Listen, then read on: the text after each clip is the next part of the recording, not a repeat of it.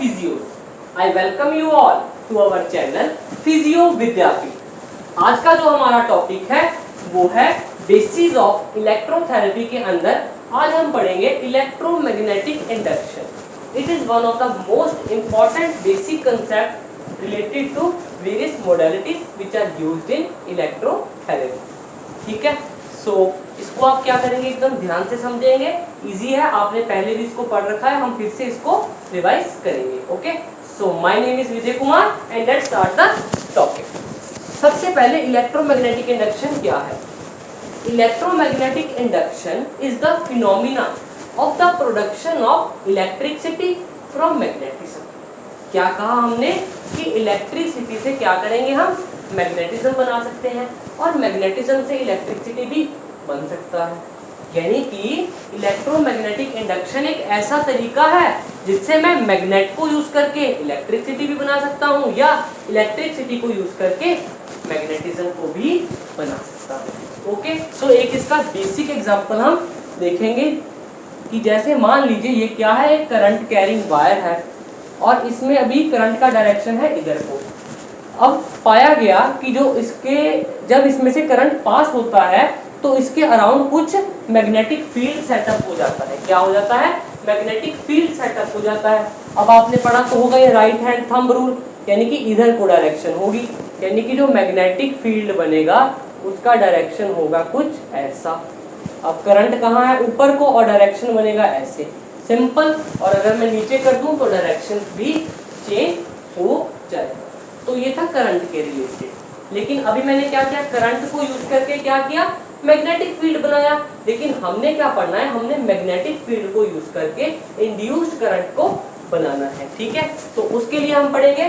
ठीक है, अब हमने आपको क्या बता दिया, what is electromagnetic induction? It is the phenomena of production of magnetism from electricity और इलेक्ट्रिसिटी फ्रॉम मैग्नेटिज्म। फिर अब हम सारा फोकस करेंगे मैग्नेटिज्म से इंडक्शन यानी कि इलेक्ट्रिसिटी को प्रोड्यूस करने के लिए। अब इसके लिए कुछ फैक्टर्स हैं जो हमें हमेशा चाहिए, यानी कि पहला फैक्टर्स नेसेसरी। पहला फैक्टर क्या है, इसके लिए हमें क्या चाहिए, मैग्नेटिक फील्ड लाइंस। और ये हमें कहां से मिलेंगी? मैग्नेट से मिल सकती हैं। फिर दूसरा हमें क्या चाहिए, एक क्लोज्ड कॉइल। क्या चाहिए? क्लोज्ड कॉइल चाहिए। तीसरा क्या है, रिलेटिव मोशन। Relative motion. अब देखो तीन चीजों की हमें क्या जरूरत है। पहला है हमें चाहिए मैग्नेट, दूसरा हमें चाहिए एक कॉइल, तीसरा हमें चाहिए कि ये दोनों ना मूव करते रहे, that is either magnet move करे या हमारी कॉइल मूव करे, यानी कि रिलेटिव मोशन इन दोनों के बीच में हो। ठीक है, अब इसके लिए लेकिन एंड में जाके मैं आपको बताऊंगा कि या तो हम मैग्नेटिक फील्ड लाइन भी ऐसी ले ले जो अल्टरनेटिंग हो। देखो मूवमेंट ऑफ मैग्नेट या मूवमेंट ऑफ कॉइल हमने इसलिए की क्योंकि हम चाहते हैं कि हमारा मैग्नेटिक फील्ड थोड़ा थोड़ा वेरी करता रहे। क्यों? क्योंकि जो इंड्यूस्ड करंट है it is only produced by varying magnetic field. Static अगर हम देते रहे कांस्टेंट मैग्नेटिक फील्ड, उनसे जो है वो करंट नहीं प्रोड्यूस होगा। तो तीन जो फैक्टर नेसेसरी है वो क्या है, magnet, closed coil and relative motion between the both the things. उसके बाद है मेथड ऑफ प्रोडक्शन। अब ये क्या है, ये एक क्लोज कॉइल है और इसमें हमने करंट को डिटेक्ट करने के लिए गैल्वेनोमीटर को लगाया हुआ है। अब हमने क्या किया, एक मैग्नेट लिया, ये है इसका नॉर्थ पोल, ये है इसका साउथ पोल, और हमने इसको अंदर मूव किया। अब देखो पहली कंडीशन क्या थी, मैग्नेट है, दूसरी क्या थी, क्लोज्ड कॉइल है, और मूवमेंट है, yes I am moving the magnet inside. अब मैंने इसको अंदर मूव किया तो हमें एक इंड्यूस्ड करंट मिलेगा, यानी कि डिफ्लेक्शन हमें गैल्वेनोमीटर में दिखी। दूसरी कंडीशन क्या है कि हमने मैग्नेट को लिया और क्या किया, इसको ऐसे कॉइल के अंदर जाके रख दिया, नो मूवमेंट, यानी कि जो हमारा गैल्वेनोमीटर है वो कोई रीडिंग नहीं देगा, यानी कि no current will be induced. While in third method if we are again taking the magnet south north, and अब की बार हम बाहर को निकाल रहे हैं, मैग्नेट को बाहर खींच रहे हैं, तब भी जो है एक इंड्यूस्ड करंट मिलेगा, लेकिन अब की बार उसका डायरेक्शन उल्टा होगा एज कंपेयर टू दिस, यानी कि डिफ्लेक्शन भी कुछ अब इधर को आ जाएगी। तो ये था हमारा बेसिक जो हमारा प्रोडक्शन है वो कैसे होगा। लेकिन अब मैंने आपको कहा था कि मैं कुछ ऐसा करूंगा जिससे क्या होगा, जो मैग्नेटिक फील्ड है वो हमेशा अपने आप चेंज करता रहे, क्योंकि हम कितना टाइम मैग्नेट को मूव करते रहेंगे। तो इसको हटाने के लिए या इस चीज को यूज करने के लिए हमने क्या यूज किया, अल्टरनेटिंग करंट यूज किया। हमने क्या यूज करना है, अल्टरनेटिंग करंट। मान लीजिए ये क्या है, फिर से हमारी कॉइल, इसमें मैंने alternating current that is AC को यूज किया, जिसके साथ हमें क्या मिलेगा, एक लगातार variable, constantly variable that is continuously varying magnetic field मिलेगा, जो कि हमें क्या देगा, इंड्यूस्ड करंट देगा। ठीक है, डायरेक्शन के बारे में भी हम थोड़े टाइम के बाद बात करेंगे। इतना हुआ।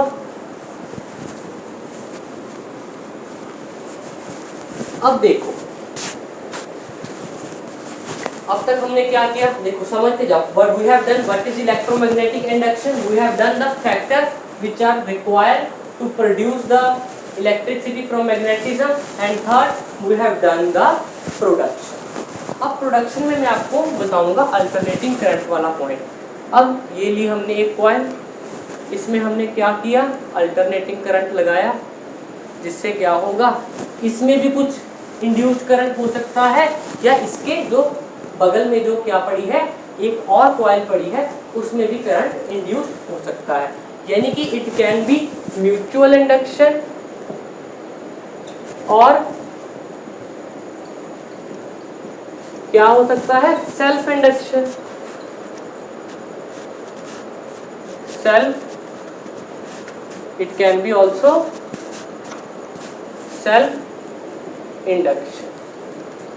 क्लियर।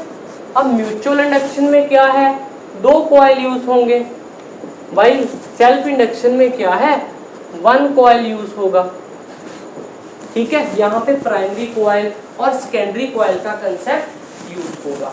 ठीक है, तो ये आप समझे कि एसी करंट क्या करेगा, मैग्नेटिक फील्ड को, वेरिंग मैग्नेटिक फील्ड के कंसेप्ट, वेरिंग मैग्नेटिक, हाँ ये क्या है, it is varying magnetic field, varying magnetic field देगा, तो जिससे हम सेल्फ इंडक्शन या म्यूचुअल इंडक्शन अब करवा सकते हैं। अब जब मैं यहाँ पर क्या करूँगा, अब हमने एक चीज याद रखनी है, मैंने आपको वर्ड कहा था वेरिंग मैग्नेटिक फील्ड, और अब हम म्यूचुअल इंडक्शन और सेल्फ इंडक्शन, और इसी के साथ हम इसी में इसकी डायरेक्शन की भी बात करेंगे। अब एक मिनट, अब सबसे पहले मैं आपको बताऊंगा सेल्फ इंडक्शन के बारे में। मान लीजिए ये है एक कॉइल ऐसे, इसमें अभी इधर को करंट जा रहा है, एक और कॉइल ली, इसमें भी करंट, इधर को करंट आई जा रहा है, इधर को भी करंट आई जा रहा है। अब ध्यान से समझना, in the first case the current I which is going into the coil, मान लीजिए एक क्लोज कॉइल है, ये करंट आई जा रहा है, और ये जो करंट है ना, ये इंक्रीजिंग करंट है। क्या है ये, इंक्रीजिंग करंट है, यानी कि करंट धीरे धीरे बढ़ रहा है। यानी कि अगर करंट वेरी कर रहा है, अब अगर करंट वेरी कर रहा है तो मैग्नेटिक फील्ड भी वेरी कर रहा होगा, यानी कि कुछ करंट इंड्यूस होगा। अब जो इंड्यूस्ड करंट का डायरेक्शन है वो हमें मिलता है लेंज लॉ से, LENZ, लेंज लॉ से, जो क्या कहता है, that the direction of the induced current is such that it opposes the cause which is producing it. यानी कि अब यहाँ पर क्या है, मैग्नेटिक फील्ड, इंड्यूस्ड करंट क्यों बन रहा है, क्योंकि हमारा जो मैग्नेटिक फील्ड लाइन बढ़ रही है। दोबारा समझो, क्या है, करंट जो है वो क्या है, बढ़ रहा है, यानी कि मैग्नेटिक फील्ड लाइन भी बढ़ रही है। अब लेंज लॉ ने क्या कहा कि जो हमारा इंड्यूस्ड करंट है वो अपने कॉज को ही अपोज करेगा। कॉज क्या है, इंक्रीजिंग करंट, तो वो करंट को डिक्रीज करने के लिए एक ऑपोजिट साइड में क्या बना देगा, इंड्यूस्ड करंट। सिंपल। अब अगर हम सेकंड केस की बात करें, यहाँ पर भी डायरेक्शन तो सेम ही है, लेकिन अब की बार जो करंट है वो धीरे धीरे धीरे धीरे कम हो रहा है, यानी कि करंट वेरी हो रहा है, वेरी हो रहा है, यानी कि मैग्नेटिक फील्ड भी वेरी हो रहा है, यानी कि हमारी कंडीशन सेटिस्फाइड है। अब क्या है, करंट इंड्यूस होगा। करंट जो इंड्यूस होगा वो क्या करेगा, अपने कॉज को अपोज। कॉज क्या है, डिक्रीजिंग करंट, और उसको अपोज करना मतलब इंक्रीजिंग करंट, यानी कि अब की बार जो है डायरेक्शन वो कुछ इधर को होगा, so that it can increase the current. यानी कि अगर करंट बढ़ रहा है तो इंड्यूस करंट का डायरेक्शन ऐसा कि वो उसको कम कर दे, और जब करंट कम हो रहा है तो इंड्यूस करंट का डायरेक्शन ऐसा जो कि उसको बढ़ा दे। क्लियर? ये था हमारा सेल्फ इंडक्शन। अब हम इसी चीज को जरा मैग्नेट में एनालाइज करें कि जब ये कॉइल थी हमारी, जैसे मैंने आपको इनिशियली बताया, ये था हमारा गैल्वेनोमीटर और ये ऐसे। अब जब ये मैग्नेट अंदर जा रहा है, मान लीजिए this is north pole and this is south pole. अब आप मेरी बात सुनना ध्यान से, हमने ये याद रखना है कि नॉर्थ पोल का मतलब होता है एंटी क्लॉकवाइज। क्या होता है, एंटी क्लॉकवाइज। और जो साउथ पोल होता है उसका डायरेक्शन होता है क्लॉकवाइज, उसका डायरेक्शन क्या होता है, क्लॉकवाइज। अब देखना, अब जब ये मैग्नेट अंदर जा रहा है तो क्या हो रहा है, मैग्नेट पास आ रहा है कॉइल के, यानी कि मैग्नेटिक फील्ड लाइन बढ़ रही होंगी, यानी कि यहाँ पर कॉज क्या है, increasing of the magnetic field line. तो जो हमारा इंड्यूस्ड करंट है उसका डायरेक्शन कैसा होगा, यानी कि अब जो हमारी कॉइल है उसमें नॉर्थ पोल बनेगा कि साउथ पोल बनेगा, टेल मी वंस।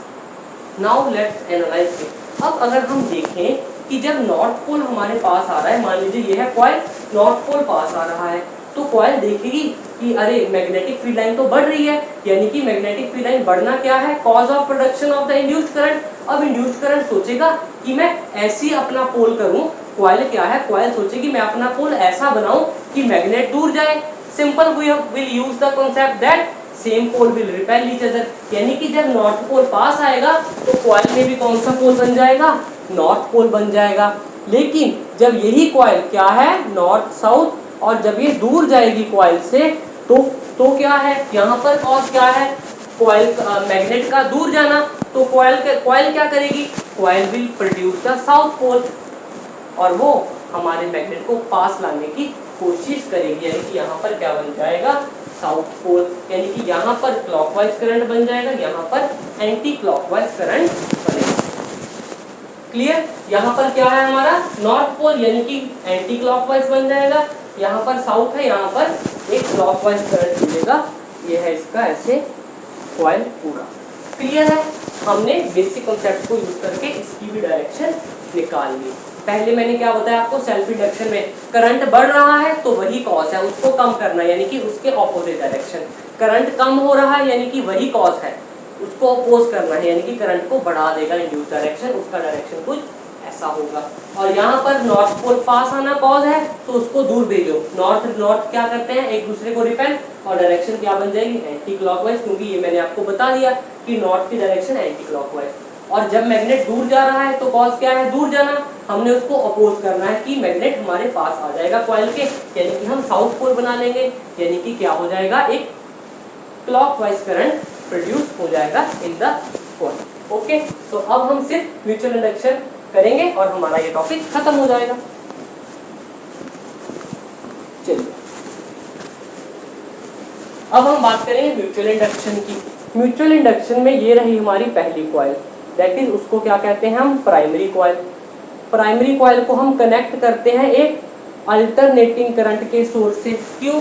क्योंकि मैंने आपको कहा है कि अगर करंट वेरी होगा तो मैग्नेटिक फील्ड वेरी होगा, यानी कि ये जो कॉइल है ये कॉन्स्टेंटली क्या करेगी, एक वेरिंग मैग्नेटिक फील्ड प्रोड्यूस करेगी। अब हमने क्या किया, एक और कॉइल को लाके इसके पास में रख दिया, उसके साथ क्या किया, एक गैल्वेनोमीटर को लगा दिया, और जब आप इसमें से करंट पास होगा तो इसकी जो मैग्नेटिक फील्ड लाइंस हैं वो इसके साथ कुछ लिंक होंगी, जिसके चलते जब इसमें करंट बनेगा तो कुछ इंड्यूस्ड करंट सेकेंडरी कॉइल में भी बनेगा, which is called the mutual induction. Okay, so ये था हमारा म्यूचुअल इंडक्शन का कॉन्सेप्ट, जहाँ पर 2 कॉइल्स यूज होंगी, लेकिन सेल्फ इंडक्शन में 1 कॉइल यूज होगी। डायरेक्शन हमें लेंज लॉ से पता चलेगी, which state that the direction of the induced current is such that it opposes the cause which produce it. Okay, तो अब तक हमने क्या पढ़ लिया? We have studied electromagnetic induction, factors which are required for the production of electromagnetic induction और to do the electromagnetic induction. फिर हमने पढ़ा प्रोडक्शन के बारे में, फिर हमने पढ़ा डायरेक्शन, फिर हमने इसकी टाइप म्यूचुअल इंडक्शन और सेल्फ इंडक्शन के बारे में पढ़ा। अब हम पढ़ेंगे कि जो फैक्टर है that affect the electromagnetic induction, कि क्या हम चीजें करें या क्या हम अल्टरेशन करें जो हमारी इंडक्शन है वो ज्यादा या कम हो जाए। चलिए, क्या है हमारा फैक्टर अफेक्टिंग